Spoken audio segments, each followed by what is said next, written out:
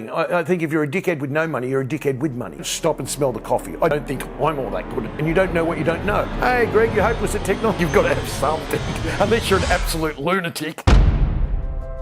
Hey, yeah, Greg Harris. I'm the founder of Jetset Plumbing, Jetset Electrical, Jetset Digital. And yeah, we try and do our best and wow the customers at every point. That moment, God, I've got to have a good memory to remember that. Like, I think I started running my business when I was 21. So, as you can see, probably 5 or 6 years ago.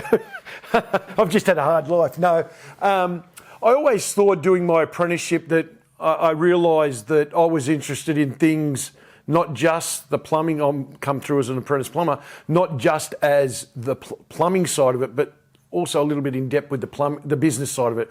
I always spoke to older people. I always read a lot of books about everything. And I was fortunate enough during my apprenticeship that I worked with some older established businessmen in a different field that I spoke to them about a lot of things regarding business, and that really got me interested in business as such. As it's gone through, as I look back now, I don't know how I run a business when I was 21. I had absolutely no idea. I just got in at the deep end and still probably now don't do things the right way, but eventually they seem to work out. So it's really weird because I know that I've ran a successful business before the internet. I ran a successful business during the internet, like the changeover, and I've run a successful business, we run a successful business now after, post-internet, and that's part of life. I think to myself, everything seemed to be a lot simpler. I think communication, it's kind of like a contradiction of terms. It seems like now that communication isn't as good now as what it was back when there was no communication devices.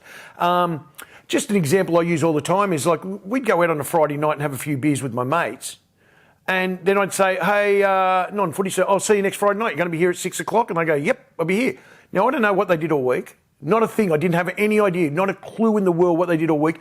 But I guaranteed one thing. They were always going to be there the next week at 6 o'clock. And we were there at 6 o'clock. And this isn't for like a month. This is years. We'd do these things in different venues. And they were always there. And if they weren't there, you would get it through the grapevine somewhere that they weren't going to be there. And I look at it now and I think, talking to my kids, talking to kids, anyone now, I can say at 7 o'clock in the morning what we're going to do at 11. That can change 15 times before 11 o'clock.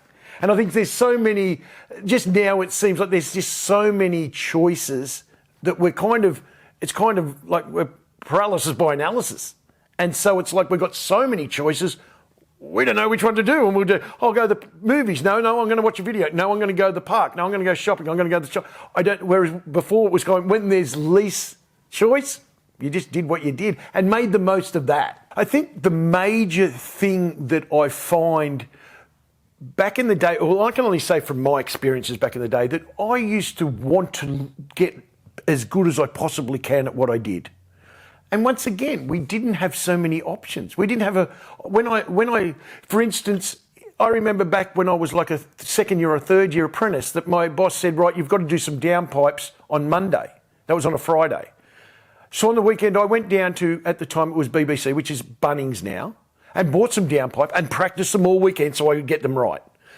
I don't imagine too many people would do that now, and I'm not saying I was a superstar back then. What I'm saying is I didn't have an iPhone in my hand that I had 40,000 things I could look at and scroll, so my mind was cast away. I could concentrate on the job at hand a lot more. I think that's a major thing now. And I don't think it's anything disrespectful to the youth of today. It's just how society's gone. I think it's a lot more choice and a lot more fun things to do. I can see, for somehow a lot of people think it's good to see what Mary Lou's doing. I personally couldn't give a flying what Mary Lou's doing. I'm too concentrating on what I'm doing. I'm still like that. So as everyone knows me, knows our company, knows what I want to give the customer the best possible outcome they can possibly have. In fact, I've got a word, wow, W-O-W. I want everyone to have our experience to say, wow, they've used us. So I'm constantly trying to get better. One of my major faults is I don't stop and smell the coffee. I don't stop and say, wow, we have got a big company, although I do know that. And it's not like I sit there and go, wow, look at this is what's happening. I'm too in the zone pretty much 20 hours a day of trying to be better myself, because I still honestly don't think I'm all that good at too many things at all. I can say I'm not that good at all, but I've got a good team. So I've got a good team around me that do a lot of good things that make Jetset look really good. And in saying that, I'm not saying I'm Mr. Dumbo, but what I'm also saying that, yes, it is big, but I think that if I stop and think about that too much, it'll scare the shit out of me and I'll go, oh my God, oh. So I kind of try and, even though it is true 100% what you're saying, I try not to think about it too much, because I think that maybe if I think about that too much, I'll take my foot off the pedal. Maybe. Well, at the moment, we've got plumbing. We obviously do plumbing, electrical, and digital marketing. So a lot of the digital marketing looks after our own internal companies. We do outsource, but very minimal. We've got a plumbing office and electrical office in Brisbane. We've got a plumbing and electrical in Queensland, in Gold Coast, and we've also got a factory in Sydney at Tempe. What we've got is we've got probably 10 plumbers on the ground in Sydney. There's probably 40 Gold Coast, Brisbane, and probably 8 or 10 electricians. And we've got the office staff, and we've also got a marketing team. So yeah, it has grown. And what you find with that is you've got all different sorts of personalities. The electricians are certainly different personalities to the plumbers, who are certainly different personalities to the office staff, which are completely different to the marketing. Now, in saying that, are there crosses? Yes, of course there are. There's same with a lot of things, but how I kind of talk to always, no matter who I'm talking to, it's with respect, but different people have got different triggers, different people have got different goals. I try and get the most out of, if your goal is to say, have a two-day week, well, we'll have to do something to try and accommodate that. Whereas another person's goal might be to earn $250,000, $300,000 a year. Well, okay, they're completely two different goals. One wants lifestyle, and so you're trying to accommodate everything. So yeah, that's a little bit of who it is. We service in between, maybe in the plumbing, 300 to 400 jobs a week, customers a week. Electrical, obviously not as big, and in Sydney we're growing. So I probably put it this way, that if I look at the companies as a person, as a human, I'd say Sydney Plumbing is still in its nappies, and we're 24/7 care of this little baby down there, because it is literally just started. We've been going down there since March. The electrical up here is probably a young teenager, and the plumbing in Queensland is probably a young adult. And there's always work to do. We always want to get better. There's no masters of any of this. But at the end of the day, that's where they probably sit. I'd probably say you can't do it all yourself. I worked incredibly long hours, for an incredibly long amount of time. Like people say to me, I just did 7 days a week. And I go, once again, that's good.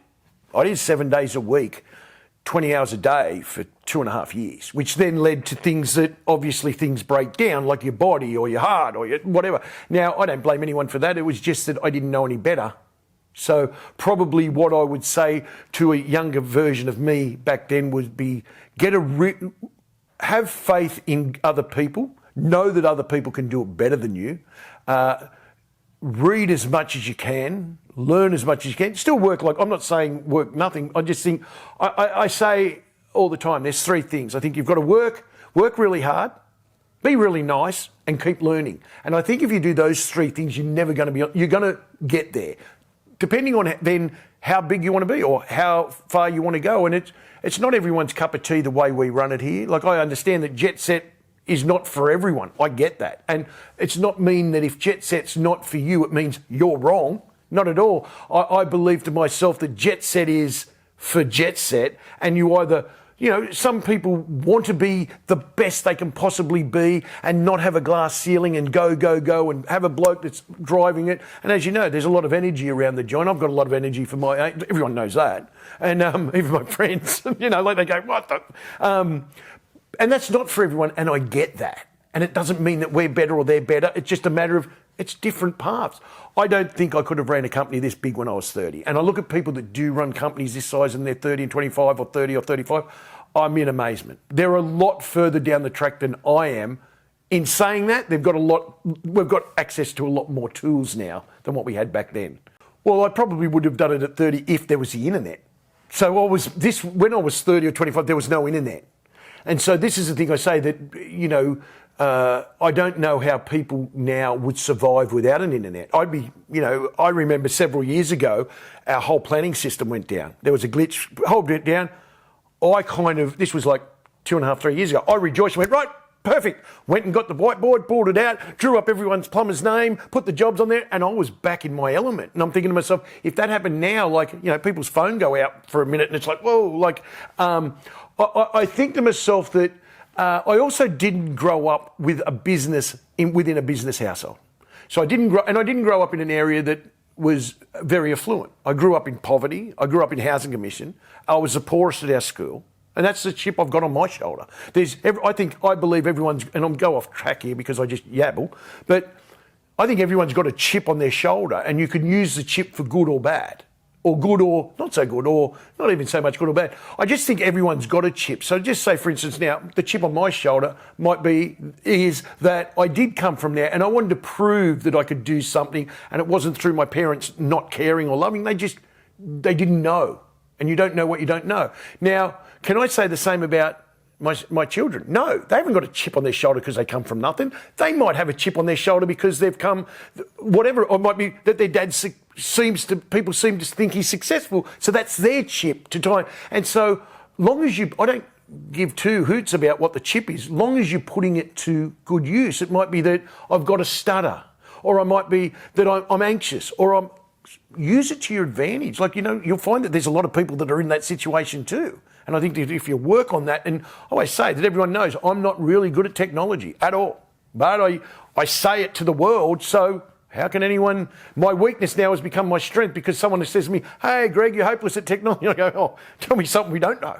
You know what? Tell me, please tell me. You know what you need? By admitting it and letting it out there, it's all of a sudden no longer a weakness. And I see a lot of it now. And I talk to a lot of my staff about things like anxiety, health, depression, all these things that we talk, which is day to day. And we never spoke about that ever never.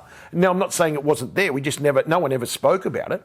And I think to myself, well, by talking about it, it also gets it out there and you can slowly chink it down a little bit. I'm not saying that it's going to cure it. I'm just saying that it's helpful that people are going to listen. So I'm big on that too. I do a lot of one-on-ones with a lot of my staff about it. I just come from one now where one of my young plumbers is looking at buying his first property. And I've only got time for him. So I have an hour and a half meeting with him about getting him on the right path because I know that that'll set him up for life. If he stays at Jetset or if he leaves Jetset eventually, he's set up in a way for life, that's what makes me pretty happy. I had two really, really, really good mentors with my mother and father, as I said. And my older sister probably described it to me best when she said, we might live in an area that's seemed as poverty and, all this sort of stuff. I didn't know anyone that had a brick house. I didn't know anyone that had stairs inside their house or, these sorts of things. So going on a holiday on an actual plane would have been pie in the sky, whereas, so what I did was, but I seen what they did. They worked so hard. They just didn't have financial IQ. And by that I mean, they never wasted it. They never smoked. They never drunk. What they taught, so I've got two siblings, my two older sisters, and we're all self-made. So it's like from our area where we grew up to have three people from the one family, only 3 kids, 3 people from the one family to actually be self-made is quantum leap to what it is. And I think to myself also is, and my oldest sister grew up in a place where we only had, before I was born, they only had one room in the house and they could only use the kitchen at a certain time of the day. So kind of that makes me a little bit angry as well because my parents were so lovely and they were restricted to that. So I think to myself, if I'm in the position of having this house and having people being I'm going to let them use the kitchen whenever they bloody want to use the kitchen. And they can use it before me. Because I think to myself, I don't think, and my parents never whinged about that at all to me. And I didn't even know it from them. I know it from my sister. But I think to myself, knowing that people that were affluent treated people like that, I've got a saying, I think if you're a dickhead with no money, you're a dickhead with money. And so I think to myself that I don't think the money changes. I think, you know what I mean? The majority of the time.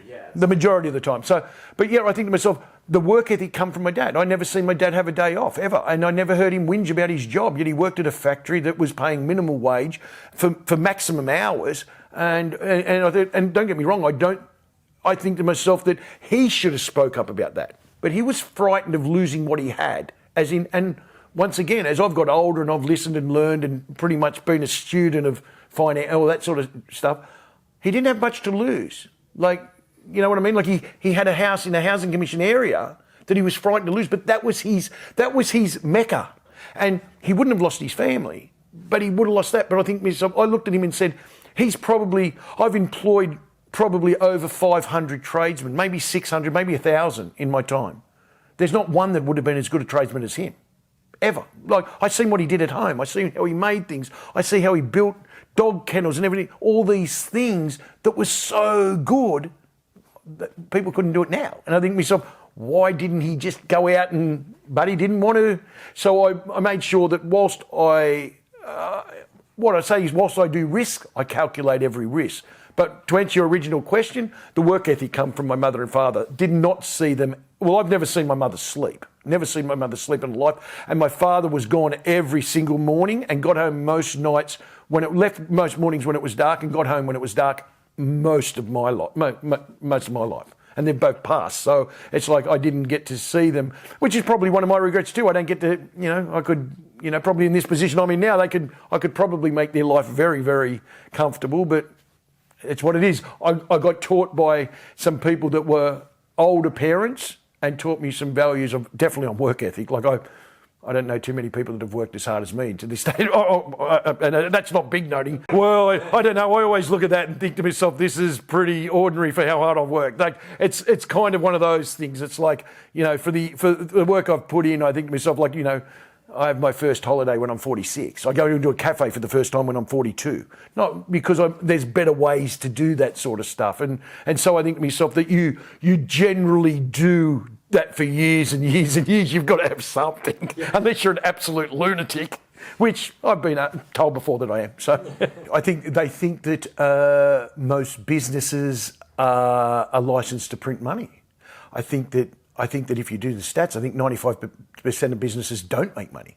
So you've got to be in the 5%. Now, once again, when I say make money, earn money, why I say that is it's freaking hard. It's like you've got to, if you want to run a proper business and have it on top of everything, and people will know this if they have done it. From the outside, online, by the same token, I don't do socials too much at all. I probably spend a minute a day on social. So I don't know what they're all going on about there. I've heard, obviously, and I read, but I'm saying the fair income rigid business people know how hard it is, because it's like, and if you're not generally passionate about it, you're not going to be successful at it. If you're just going to do it for the money, you're not going to make it, because there's depths to this game. It's like, how do I deal with my number one employer stealing off me? Okay, an online company mightn't have that situation. There's no contact, and I'm not saying there's anything wrong with that. It's a lot easier. If you can run a business with no staff and no materials, I've been offered heaps of money in times to go and do talks, like tens of thousands of dollars to go and do talks for the banks and whatever you want to do. And I've knocked them back because that wasn't at that time my passion. My passion now is to make sure my staff grow and become better tomorrow than they are today, which means we are going to do service for our customers better tomorrow than we did today. And are we going to muck up today? We're going to muck up today. We've got too many jobs going on. But we try and eliminate it we chasing perfection. And even though that's unattainable, we may catch excellence. And so, although perfection isn't attainable, we know that. I know that, even though I'd love to get it. We're not going to get it.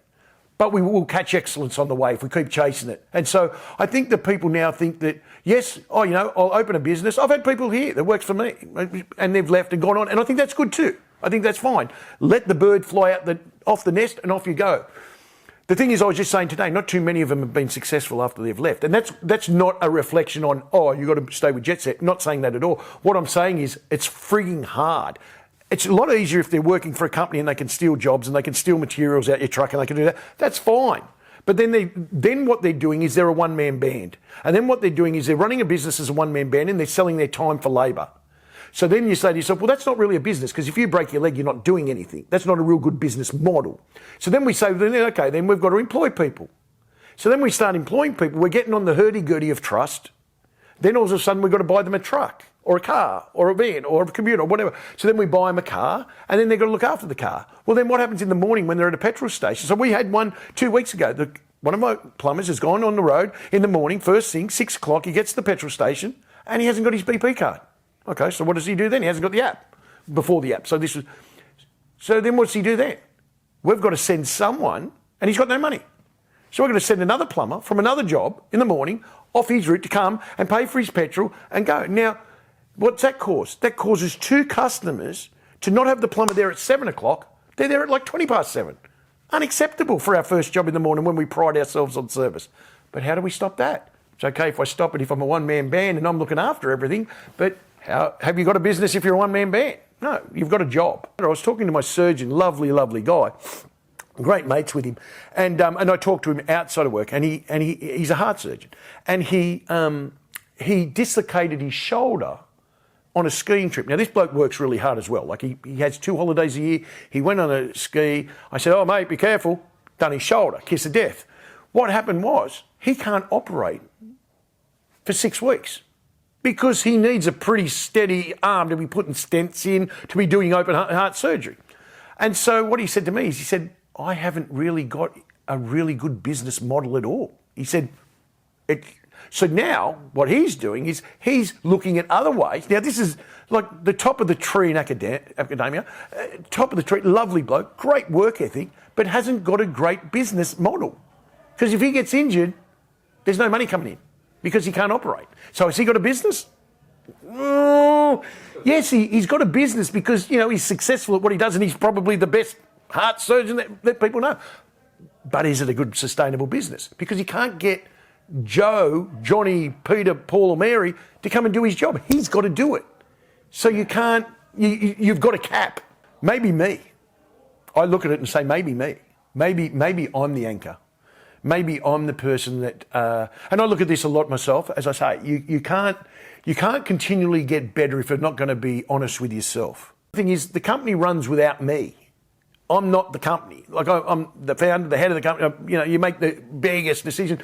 But at the end of the day, the company now has got to a stage where it is along those lines now. Like, it's some of these things with me travelling to Sydney and back, and I might meet someone, might be here for 2 or 3 weeks before they meet me. And I think to myself that, that's not a good thing from my behalf either, because I think to myself, I've let that person down. But I think, hang on, I'm always thinking the small. So in Sydney at the moment, where we're growing the business, that's my hitting zone. Perfect. There's 7 or 8 plumbers down there. They're fine. We had a meeting yesterday morning. I'm in there. We're blah, blah, blah. There's 7 plumbers. You know every one of them. You know what they're doing. But then when it starts getting bigger and bigger and bigger and bigger, there's only a certain amount of times you can split me to have talk to. I want to talk to everyone because I love everyone like that within the business.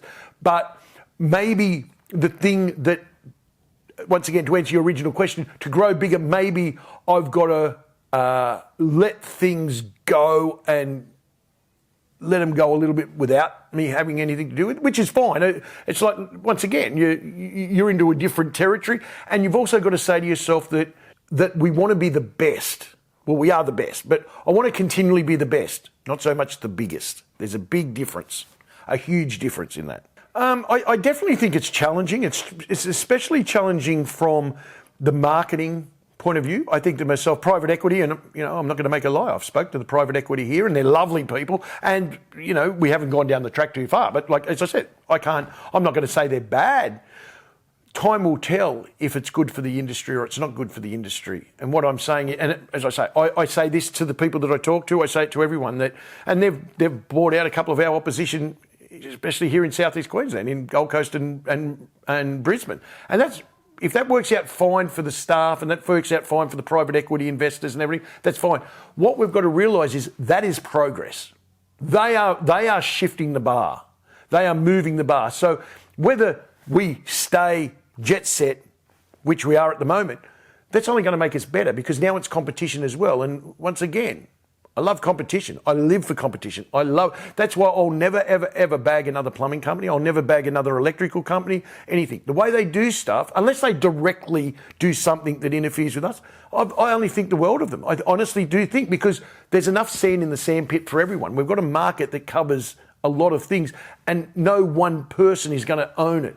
But what I say is, the two-man band out there, I feel for him. I've been the one-man band. I've been the two-man band. I've been the 4, the 6, the 8, the 10, to what we are now. That's probably, we're at the tippy top of the area. So I think that will they make a difference in the industry? 100% they'll make. Private equity will make a difference in the industry, 1,000%. But the thing is with it is, the people that are against it can either sit in the corner and suck their thumb and cry, or we can say to ourselves, okay, so what advantages have we got that they haven't got? Now, and I think to myself, can you take them on for size? No. Can you take them on for money? No. They've got too bigger pockets. That's fine. But once again, are they as agile as a smaller company? Maybe not. Maybe they're turning the Queen Mary around and we're turning a little speedboat around. So we can bounce. We can do things better. We can do things differently. Doesn't mean we're better than them or worse than them. It just means it's a different style of game plan. And as I said, we've put a lot of this into it. I've said to the private equity guys when I'm talking, you are now my opposition. They are. Doesn't mean I don't like them. I don't mind. As I say, every plumbing electrical company in South East Queensland or Sydney are my opposition. But I don't dislike them. I love competition. Great. It brings out so much good in you, because it's like if you're playing a football game and you're winning every game 68-0, 70-0, 70-0. Boring. I want competition. And so I'll never steal. I'll never I'd never headhunt their people. I never go after anything. What we do is we do what we do, and we worry about ourselves. As I said, we've been working up here for so long. You can ask me how many plumbers outside of Jetset do I go and talk to? I don't know any of them. I don't care what they're doing. They can worry about what we're doing. I don't know them. I don't care. As long as they're doing okay for themselves, which is great. That's good. I think to myself, the way I feel at the moment is we progress the way we're progressing. I'm definitely not going to look at it from a rocky point of view. I'm going to look at it I understand there's some battles you can't win. You know what I mean? And it's also, I've always said, and it's a story, that don't ever get in a fight with someone with a lot more money than you. If you're going to have a fight in the courtrooms or whatever, they're going to win. I'm not going to have an argument with a multi-billion-dollar company about a pay dispute and we're going to court over it. Come on, they're silly. They're just going to throw you at park. So whilst I kind of look at it and say that I really admire what they're doing. I know a lot of people have different thoughts on it, and there's some side of people that say, oh yeah, that's crap, it's Americanised and all this, and I see that. And I also see what they're doing, because I think to myself, whenever you're the best or you're the biggest, there's people going to chase you and you're going to raise the bar. They mightn't be raising the bar on standard, well, they've got to chase us for that. But what I'm saying is, am I going to back away from them? No, I'm not backing away from anyone. And what it kind of does is it kind of ignites you to go, well, hey, you know what? I thought I was given 100%. And I say this to everyone when I have a one-on-one with them. Are you giving 100%? And no one has ever said yes. Because when they say yes, I say, what, you can't find another 1%? And they'll go, well, I suppose I can. I go, well, okay, well, you're not given 100. And it's the same as me. It's the same as everyone. I can say that I can't work any harder than what I've done over the last 40 years, but I probably could. If I looked at that day that I went to the footy and got on the piss, I probably could find that, hey, you know what? I could have worked harder that day. So there's always that. So I just think to myself that I think the pool and the market share is really, really interesting, and there's enough for everyone. To say how we're going to grow, we're going to stay in our lane. We're going to do what we do best, which is service. They can't service as good as us. I know that for 100%. They've got more money in their pockets than us, which is great. Congratulations to them. But as I said, we're going to go on our path at the moment. And as I said, I don't look at them as an enemy. I look at them as a competitor. And there's a difference. I like my competition. I love it. I really do like the competition. At the end of the game, we go round for round and we shake hands at the end and we come back again. Some of my best friends in life have been my competition, in what sport or whatever it is. It's not like we're not doing war here. At the end of the day, we're doing plumbing and electrical. It's not like we're on the Gaza Strip. No, we're not. It's pretty much business. And at the end of the day, I know the whole pot. There's enough for them. And as I say, I can talk. I know a lot of plumbing companies out there that have reached out to me since private equity because they're not happy with it. And I'll always say, I'm not saying up your ass to private equity. I'm just saying that, hey, you come in, you do it your style, and I agree with that. And the people I talk to are the people that are coming in first. Lovely people, really, really lovely people that every single time I've spoken to these people, they have been nothing but really nice. But as I say, I realise that they're also trying to encroach in my backyard as well. And so at the end of the day, there's still a little bit of competition. There's still a competitive animal underneath this old body. It's not like I'm lying there going, okay, go for it. No. So maybe to answer your question, we'll do what we do. We've got a plan on what we're going to do. Does private equity change that plan? Not really. I know they're going to have more market share, especially if they buy up all your opposition. Then they've got a huge market share. And then down the track, they might approach you guys. But if my guys want to go, well, that's fine. Well, I didn't look after them good enough.